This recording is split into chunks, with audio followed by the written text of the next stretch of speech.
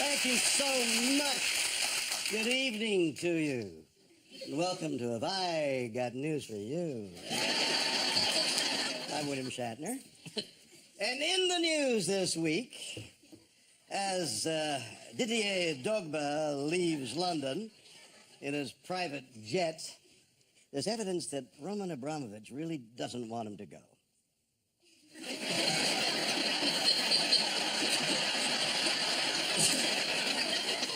As an Afghan army recruit reports back to base, there are suspicions that he may have spent too long patrolling the poppy fields.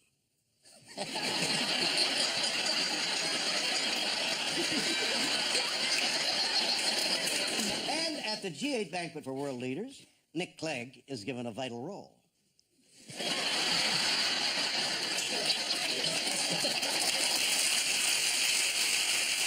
On Ian's team tonight is a writer and broadcaster who says he runs for at least an hour every day, and it's not a health thing.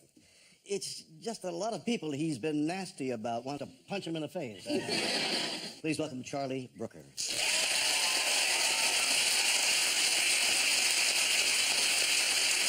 And with Paul tonight is a writer and broadcaster who supports Chelsea, so expect him to perform badly throughout the evening, but somehow end up on the winning side. And the Oliver. And we start with the bigger stories of the week. Ian and Charlie, take a look at this. It's the G8 summit. It's Cameron sunning his moobs. French Prime Minister, he just hasn't got the hang of it, has he? And that's a man using a computer to monitor the 3 remaining coins in the economy. This is the G8 summit and Greece's attempts to cling on to the euro. Can I just say what a joy and what a surreal experience it is having you on this? May I say, this is an out-of-body experience for me, too. How did the head of the International Institute of Finance describe the state of Europe? It's a catastrophe. It's a Eurozone meltdown, which sounds like a gay nightclub. And they're very worried about Greece. I know that much. I saw a headline that said, markets slide on Greece. Where everything slides on Greece. Well, somewhere between catastrophe and Armageddon. Your Sunday Times newspaper painted the worst-case scenario. It's not ours. It belongs to Mr. Murdoch. He's yours. He's an American. This Sunday Times newspaper painted the worst-case scenario in the event of the Greeks crashing out of the euro. Can you describe it to me? Well, there's a run on the banks in Greece, then we're exposed to that, then all the other countries fail, then giant rats roam the streets throughout the whole of Europe. We're invaded by aliens. There's only one man to call on. Well, they said unemployment would soar, inflation would soar, a deep recession would emerge across the continent, public services would fail, house prices would collapse, civil unrest would spread, but on the other hand, it may never happen. So don't worry, David Cameron's got it all under control. It's his ship now. Yes, yeah. It's his ship, but not with a P. Would you like to see the G8 leaders adopting a tough stance? Yes, yes, well, please. Yes, there they are. There's 10 of them. They can't even count.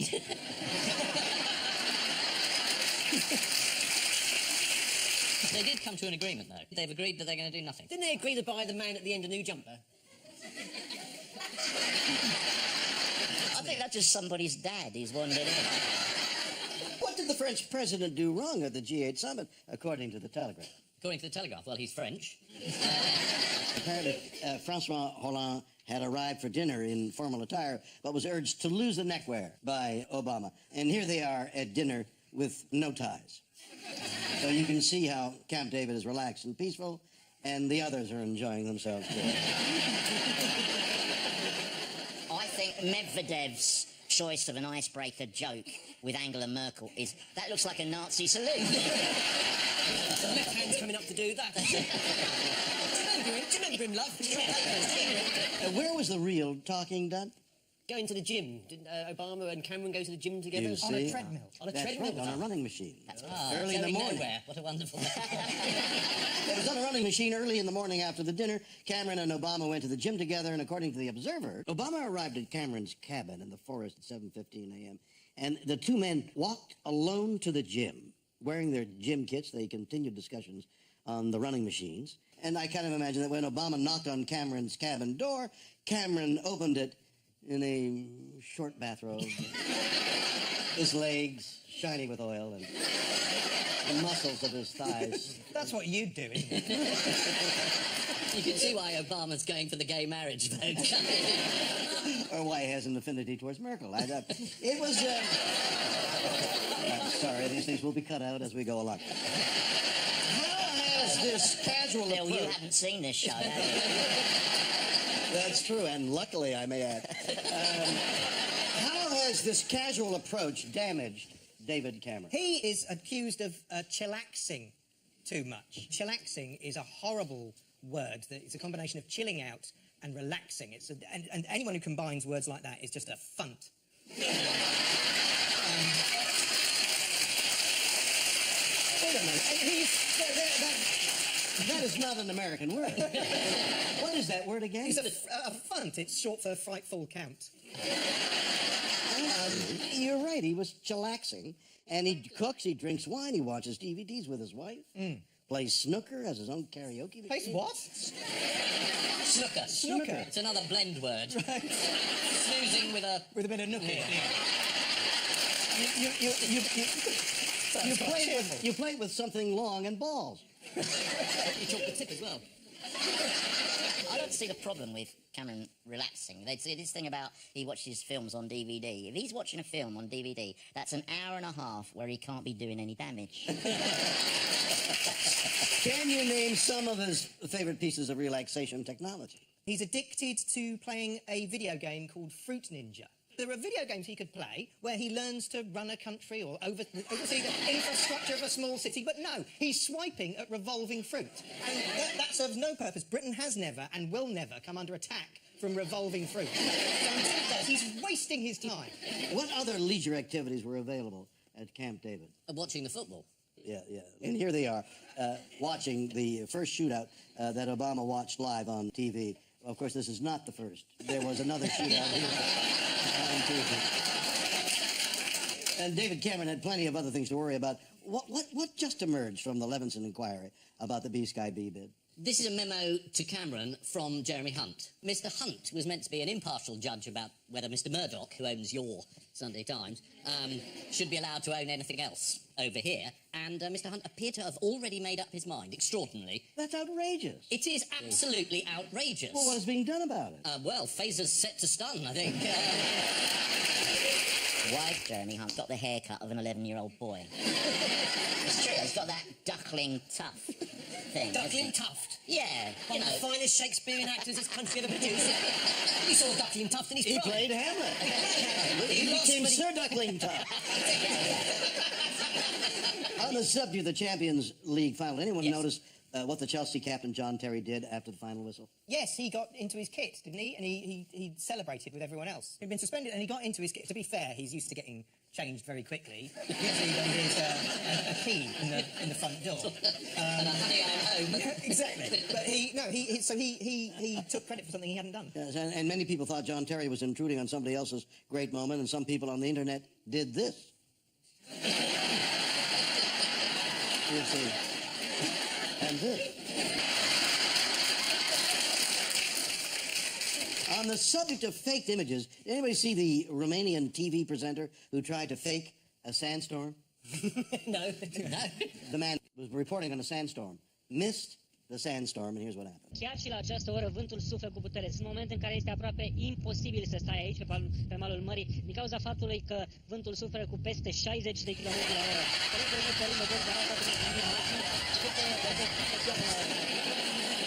This is the G8 meeting. The leaders watched Chelsea win the Championship League on television, but there was outrage as the presentation of the trophy was spoiled by the unwelcome presence of an arrogant hate figure. In a recent speech, the former Prime Minister Gordon Brown declared, "We need a larger firewall to prevent the crisis from spreading, and the unpalatable truth is that the European countries can no longer rescue themselves without international support." That's what you need in a crisis. A mad Scotsman shouting, "We cannot take it any longer." Paul and Andy, take a look at this.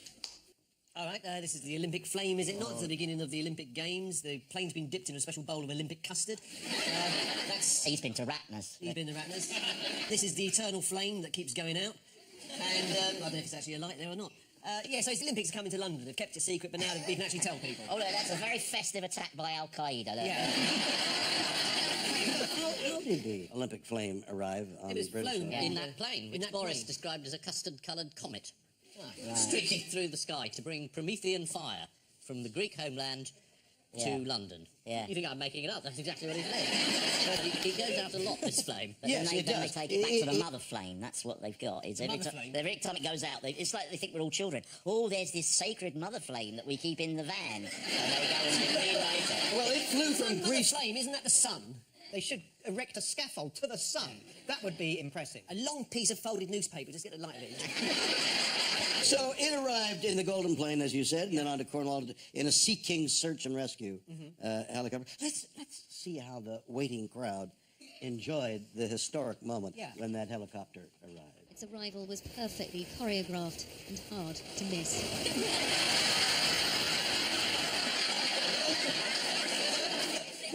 What happened in Great Torrington on day 3 of the Flame's 70-day journey? The flame was put out, and they had to resort to the mother flame that was being carried around in a Volkswagen van. But that had also gone out, so they had to go to the grandmother flame, which is kept in a sealed unit in Switzerland. They do know that we have the secret of making fire in this country. I mean, we are capable of independently reigniting a torch that goes out. We have to import fire. Do we? We will soon. Well, the flame went out, and the game organizers blamed a malfunctioning burner. I had one myself once. They put too many jalapenos in my enchiladas. I needed that helicopter wind to blow the flame out of it. Was the relay a chance to show the world? That we're British. Yes, and we understand about fire. Yeah, we understand the sacred flame of gorgeous goodness. It's a chance to showcase some of Britain's most beautiful landmarks. According to the Daily Mirror, D-Day Drogba. What any of these words mean. Didier. Why doesn't he change his name? Yeah. Carried the torch through Swindon town centre, and which unsung community hero carried the torch through Taunton? Oh, I know that. You know that, in Somerset. Yes. These torches were meant to be carried by local people to show the community spirit. And in Taunton, it was Will I Am. Does he come from Taunton? No. Taunton, Ohio. I'd love it if he did come from Taunton.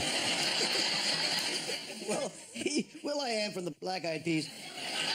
Here he is telling the BBC how important an experience it was to him. So yeah, this is like, it feels like a dream, right? It's just something that you always saw on TV growing up. And so to be here today in the UK, you know, with all the hard work that it took me to get to this level to be able to do that, it's following, pursuing my dreams, and, you know, and now I'm here in the UK running the torch. It's great. That's essentially a tribute to himself. He said, you know, I grew up watching this as a kid. I never remember ever seeing the torch being run. It wasn't on every day, was it? It wasn't like Star Trek, which you watch, you know, which I watch with my dinner in my lap every evening, but not in my, you know. You should. We're just thrown up.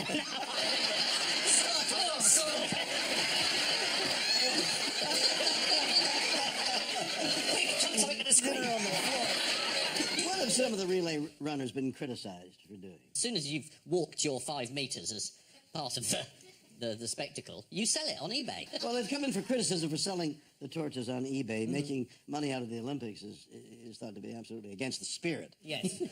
of the games, unless you're Visa or Samsung or Coca-Cola or McDonald's or Lloyd's, TSB, Adidas, BP, British Airways. Otherwise, it's a noble enterprise.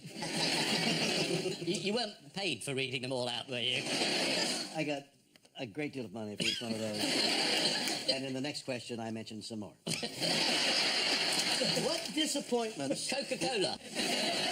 Now you're cut in. Millets. Can I just say that? Let's see if I get some money from millets. Oh, millets. Aim higher than millets, sure. What disappointments lay in store for torchbearer Sarah Milner-Simons? Was she lost in fog? Someone got lost in the fog in... Yeah, they did. They got lost in the fog, even though they were following someone with a flaming torch. Well, she thought she sold her torch for she didn't. £153,100. Unfortunately, this turned out to be a hoax. Andrew Bell, who ran a leg of the journey in Cornwall, removed his eBay advertisement after messages of complaint were posted on the website. But he explained, we could genuinely use the money. We have a lovely baby boy, and my wife has just gone back to work after maternity leave. And also, the torch is nearly 1 meter long. Looks weird on the wall.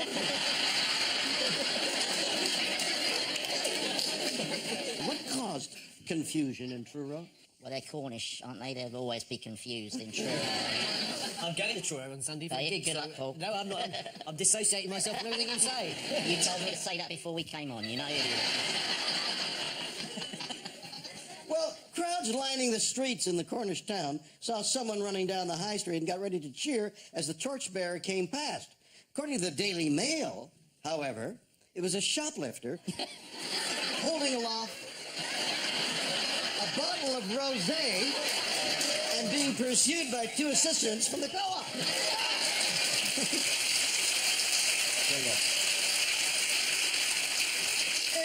And what were the organizers of a roadside hog roast advised not to do? Don't roast a hog on the side of the road. Well, And don't light partially. the fire. Well, It's against health and safety. You're on the right track. Don't use the torch to roast the hog.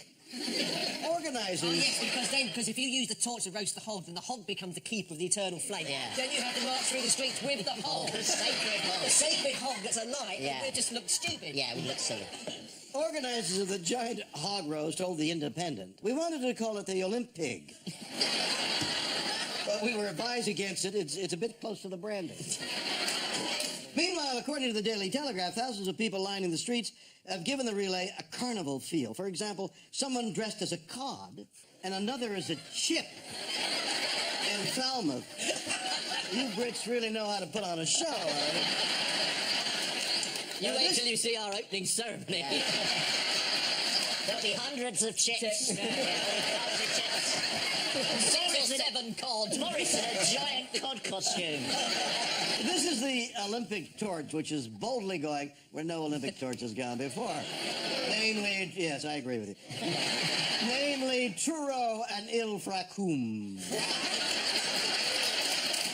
Sounds deeply sexual. Have you been to Ilfracum? I have. The place is laced with prostitution.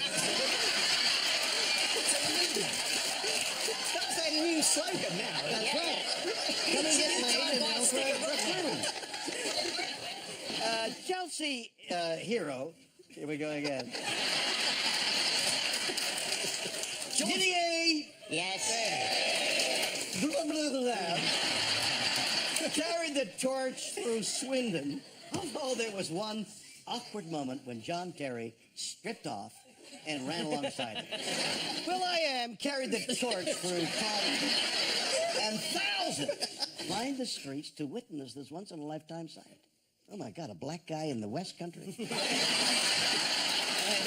That's not racist. Hey, I'm the guy who kissed Uhura. You kissed green women, you kissed sort of silver women. I discriminate not in color. How did you know they had all the right anatomical... It doesn't matter when you're kissing. Okay. Is there any life form you wouldn't kiss? No, to give it life, I would kiss it anything. Yeah, would you? The breath of life from me. Indeed. To that. You bring people back to life. It's not doing bad with this show, So now we're at round 2. Yes. And I'm going to give you musical clues to these stories. And this is from my latest album, which I take it you've heard. Okay, see? I appeal to the masses and not to the intelligentsia. Okay, here we go. And I think it's going to be a long, long time.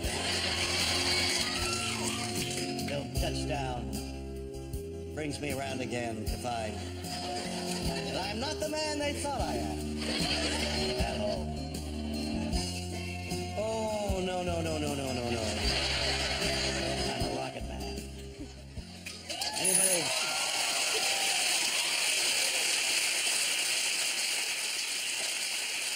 Anybody get an idea? Yeah. I'm just overwhelmed by this. Is everyone experiencing this? Thing in my head. There's a rocket, which has been a commercial rocket has been There launched. you go. And on it are remains of your co-star. Yes, it is. I read that in the Telegraph and I thought, how fitting and appropriate, you know, that Scotty's ashes go into space. And I turned the page and there was a report that the man who invented the TV remote control had died. And I thought, well, what they should do with his ashes is put them somewhere where you can never find them. Or with lots of urns that look very similar. See that urn? This is the news that an exciting new era of commercial space travel has begun with the successful launch of the Dragon. Shall we have a look at how this thrilling new dawn began? Yeah. 5, 4, 3, 2, 1, 0, and liftoff without cutoff. Liftoff did not occur. A spokesman for SpaceX told reporters, all spaceflight is incredibly complicated. Well, it's not rocket science. What was the problem blamed on? Romulans. It was expecting the universe to rush towards us. Apparently there were computer problems based on gremlins. The launch heralded in a new era of privately funded space travel. According to the Times, when a spokesman was asked how many gallons of water are sprayed on the launch pad to muffle the shockwave, he replied, oh, shitloads. This is a major breakthrough in commercial space travel. According to the Times, some of the parts of the rocket were bought on eBay, which explains why the jet thrust looks suspiciously like Olympic torches. According to The Independent, the space capsule will carry 1,000 pounds of cargo for delivery to the International Space Station. And if none of the astronauts are in, then they will leave a card telling them to pick it up between 8 and 11 from their nearest asteroid. Okay, another musical clue for you. Oh, Canada. I stand on guard for the... Oh, Canada! We stand on guard for...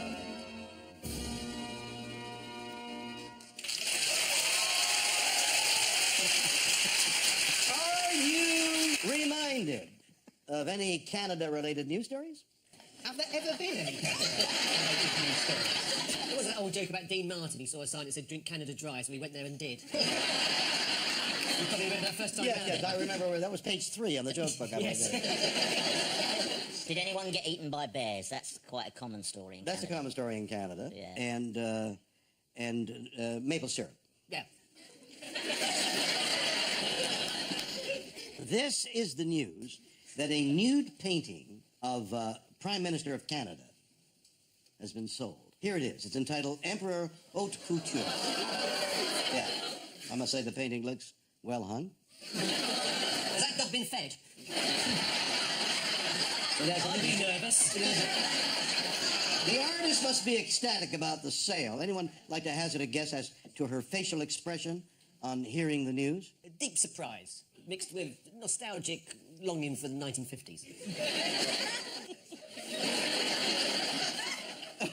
Anybody else with an equally important answer? This could be a new Let's have a show, look. couldn't it? Guess the facial expression. Yeah. Let's have a look. Yeah. He's overjoyed. In other art-related news, what can you see at a new art exhibition in London? There's an invisible pillar. The artwork is not there to make you think what might be. Why is it not here? In a sense, it is here. I can see it. Yeah, but you're on special medication. The Hayward Gallery is gathering together 50 invisible works by famous artists for a display. Shall we have a look at a couple? Ah, yes, well, these are twin pieces here. The first one is a white Persian cat in Snowstorm, and The other one is a Lib Dem Manifesto. This is the naked painting of Canadian Premier Stephen Harper. According to BBC News, the artist has a collection of several nudes on her website.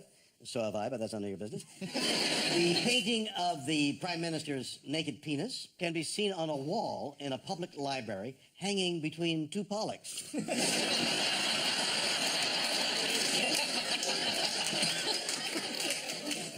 It's good, it's an art joke. That's Jackson to you. Meanwhile, in London, a new exhibition of invisible artworks will open to the public in June. According to the Times, tickets cost £8. So the one thing they can see is you coming. A final musical clue for you now.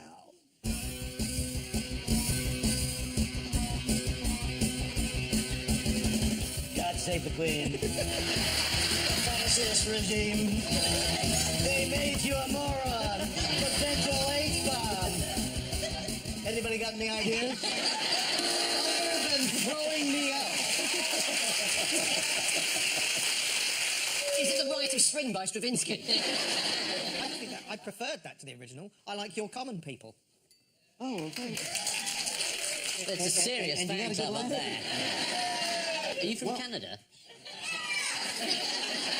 It's all beginning to make sense. When Charlie said, I like Your Common People, for an awful moment there, I thought that meant you kept slaves.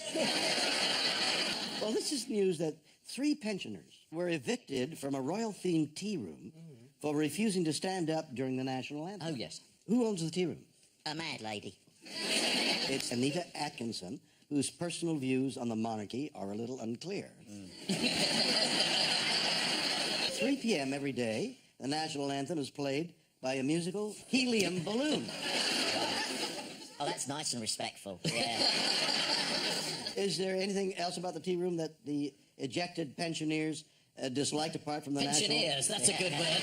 That makes them sound more get up and go, doesn't it? Yeah. You could say pensioners, but it has such a common sound. No, I love it. And you want pensioners. Pensioners. Like pioneers. Pioneers, exactly. People who go out and get those and rest. winter fuel allowances.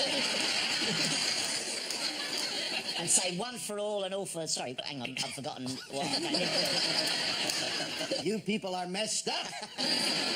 And I say that coming from a country that brought you the sandwich in a can and the TV channel for dogs. The tea room also contains a huge collection of royal memorabilia. Any guesses as to what? Surely the Queen has the largest collection of royal memorabilia. Her wardrobe. Yes. Is it Princess Margaret? According to the BBC, the toilets in the tea room have been turned into thrones.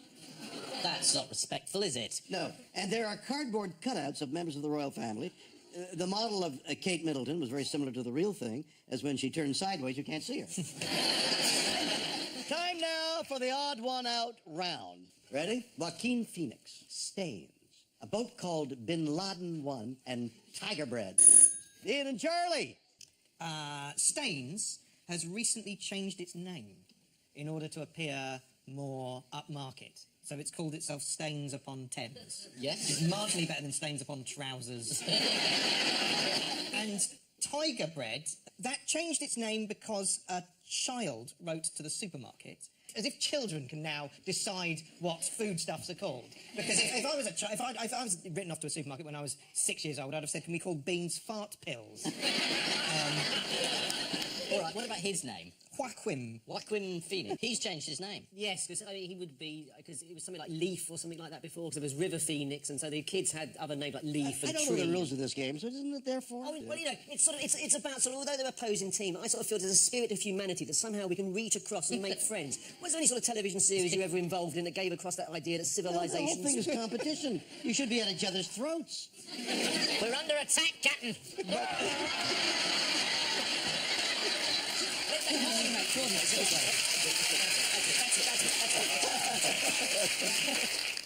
Well, you're right, guys. They've all changed their names apart from Bin Laden boat, though it will be required to because the authorities think it could cause security risk. But it hasn't yet.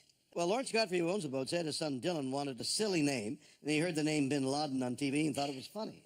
Did they honestly think that's a security risk? Is that... They changed its name to the Exploding Death Boat. Joaquin Phoenix's family name was changed back in 1978. Would anyone like to hazard a guess as to what Joaquin Phoenix's name was? Derek. Well, actually, it was Bottom. Bottom. Joaquin. Joaquin Bottom. You can see why you changed that. That's the brother of River Phoenix. So River Phoenix's real name was River Bottom? That's exactly right. If your family's called Bottom, you don't call your kid River, do you? I mean, the only thing would be, smelly. Well, in one interview, Joaquin Phoenix claimed that he suffers from multiple personality disorder, or as a real actor calls it, RAIN.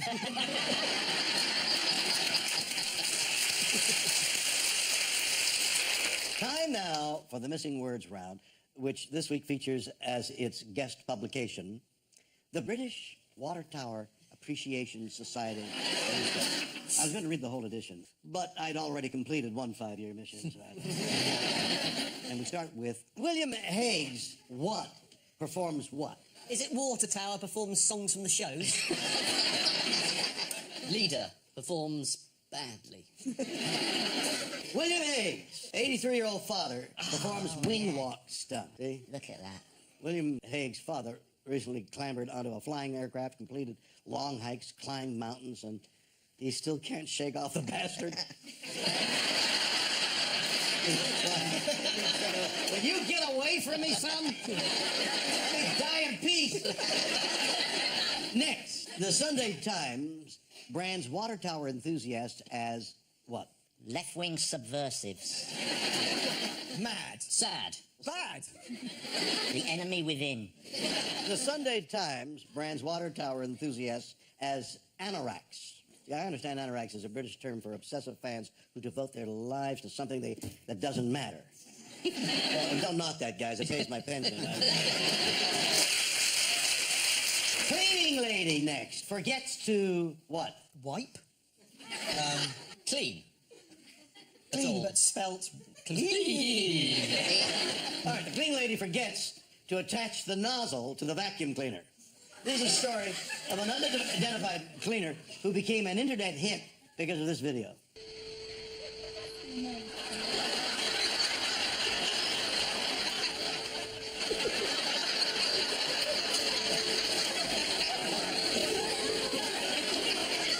She's missed a bit there. Look. This. Yes. Britain's rudest what to what? Taught us to harangue the nation. Britain's rudest royal to tell nation to stick Jubilee up its arse. Britain's rudest shop to shut after 170 years. This is the closure of Palfrey and Kemp, a shop in Lymington whose owners Terry Palfrey and Jeff Kemp were described by The Independent as being the rudest in Britain. And soon there'll be a sign on the door that says, "Fuck off, we're closed." I never thought I'd hear Captain Kirk say that. What about T.J. Hooker? He was meant to be a policeman. Next, New Grimsby Telegraph, scratch and sniff edition. What? Features water tower. New Grimsby Telegraph, scratch and sniff edition smells of bread. Readers of Grimsby local papers have been treated to an edition smelling of freshly baked bread, though I have no idea how in Grimsby you can smell the bread in the newspaper through the overpowering stench of rotting fish. What's Grimsby done to you? Well, compared to Ilfracombe, very little. Next, the day the Queen threw a tantrum and what? Regained India. The day the Queen threw a tantrum and tipped a pot of ink over her own head. But only because she had run out of stamps, and so she had to slam her head against the envelope. Is that the funniest thing you've ever heard? Mail this! And so the final scores are Ian and Charlie have 4. No. Hey, Ian and Charlie have 6. yeah, it's not important. And It's not accurate. Paul and Andy have 7. 7.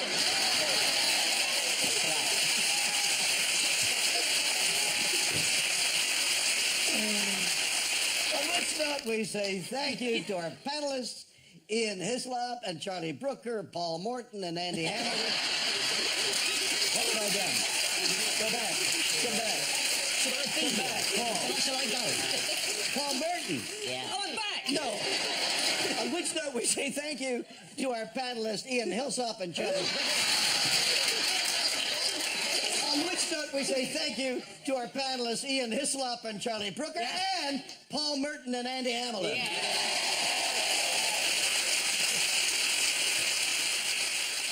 And I leave you with the news that at the G8 summit, the decision on whether Germany should fund the Euro bailout goes to a show of hands. Day one of his Australian outback holiday, and it's the same old story for George Michael. And at the Institute of Contemporary Dance, rehearsals are underway for its carefully choreographed new work, Clegg and Cameron, the Coalition.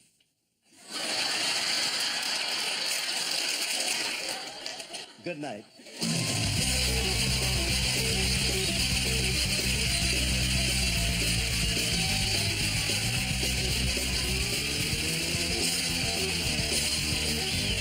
Jermaine Greer, Ross Noble and Jamelia compete to store their pet hates in Room 101 next year on BBC One, whilst a second round of American Dad has just got underway over on BBC 3 now.